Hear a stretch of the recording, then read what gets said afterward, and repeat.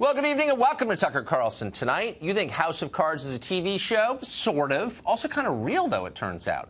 Today, the FBI brought charges against the former director of security for the Senate Intelligence Committee. It was part of an ongoing investigation of secret information that has been leaked to the press over the years.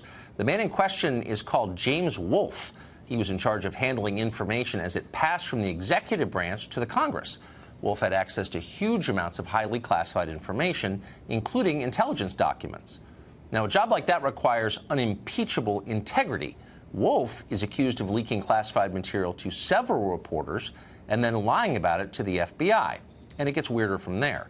Allegedly, Wolfe passed information to a college student called Allie Watkins. Watkins later went on to become a reporter at several media outlets, including Politico, BuzzFeed, and the New York Times. Wolfe, who is in his 50s, has admitted having a relationship, apparently, with Watkins that went on for 3 years. Watkins has denied that Wolfe was ever a source for her stories, but text messages released today strongly suggest otherwise. Here's one, quote, "I always tried to give you as much information so you could get that scoop before anyone else," Wolfe wrote to Watkins. "I felt like I was part of your excitement and was always very supportive of your career and the tenacity you exhibited to chase down a good story." It goes on like this. It's pretty sad and a little creepy. "I felt like I was part of your excitement." You know, you imagine these guys are sinister. It turns out they're mostly just pathetic. Though they are kind of sinister, too, actually. The Russia hoax would not exist. It wouldn't have metastasized to take over our entire government, our entire national conversation, if corrupt bureaucrats like this weren't misusing their power, which they are. So it's hard to feel too much sympathy for this Wolfe guy. On the other hand, the feds once again are prosecuting somebody whose sole alleged crime is lying to the feds. It would be nice if our government went after people for real crimes once in a while. Might make you feel a little better about the system. The DOJ also seized phone and email records from a reporter in this case and apparently broke into encrypted text exchanges. Didn't know that was possible. Turns out it is. This all looks a lot like what the Obama people used to do. It was worrisome then, and it's worrisome now. When the government spies on American citizens, it is always a big deal, whether those citizens are New York Times reporters or whether they are Trump campaign staffers. It doesn't matter.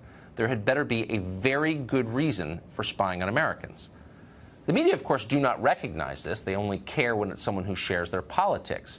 As far as they're concerned, conservatives deserve to be wiretapped just because they're conservative. The press are partisan buffoons who wouldn't know a principle if it got in the shower with them, but the point remains. Dan Bongino is a former NYPD officer and Secret Service agent, and he joins us tonight. Dan, if you would, since I know you follow this story more carefully than anyone I know, put this in context for us. How does this Wolfe character fit into the larger story? Well, Tucker, the name of Carter Page he was relatively anonymous in this scheme. Carter Page had assisted the FBI in a prior case where they locked up a Russian spy in the Buryakov case. But the name was relatively unknown at that point. Wolfe's the one who leaks the existence of the name Carter Page. The name was there. Leaks the name to Allie Watkins, who then writes this story. The story is then, this is where it gets ugly, Tucker, and this is why the press has zero credibility in this at all. That story by Watkins is then cited repeatedly to advance the Pravda-like media propaganda story that Trump's cooperating with the Russians because Carter Page, now that they have the name, was a Trump foreign policy advisor. This was used over and over again. This is this circle of lies and deceit we see. And I agree with you. Your opening statement's spot on. I have a libertarian spine, and I don't care who's in office. I am always concerned about the freedom of the press. Period, full stop. But what I find absolutely hypocritical is media Pravda-like phonies complaining now about government overreach while you've been dead silent on spying, on the prosecution of Mike Flynn, on all of this stuff. Give me a break. You forfeited your voice to talk a long time ago. Spying, but it wasn't spying. Remember that? When a paid government informant gathered information secretly on 3 separate Trump campaign officials and sent it back to the government without telling the Trump campaign. That wasn't spying. That was just the FBI doing its duty, right? You know, it's amazing. I watched your interview, which is a classic, by the way, with police stater Eric Swalwell, the congressman from California, who, when he mentioned spying, you know, he actually said something that was true to you, Tucker. And to be fair, he's not here to defend himself, but he said, hey, we only spy on the bad guys. He was right.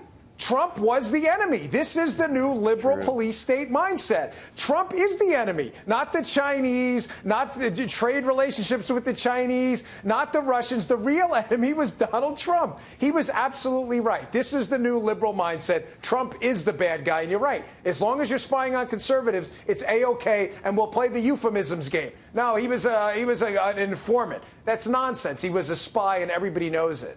We used to have trials that helped us understand who was the bad guy or not. I mean, people were accused of things, and then it went before a jury or a judge, and we knew for certain. But now, the accusation is itself considered proof of guilt. When did that happen? Yes, I'm glad you brought this up because, Tucker, remember, this is what frequently gets lost in this. Wolf's related to this Carter Page story. Remember, Carter Page is the entry point for the signals intelligence spying operation, the interception of the emails and texts into the Trump team.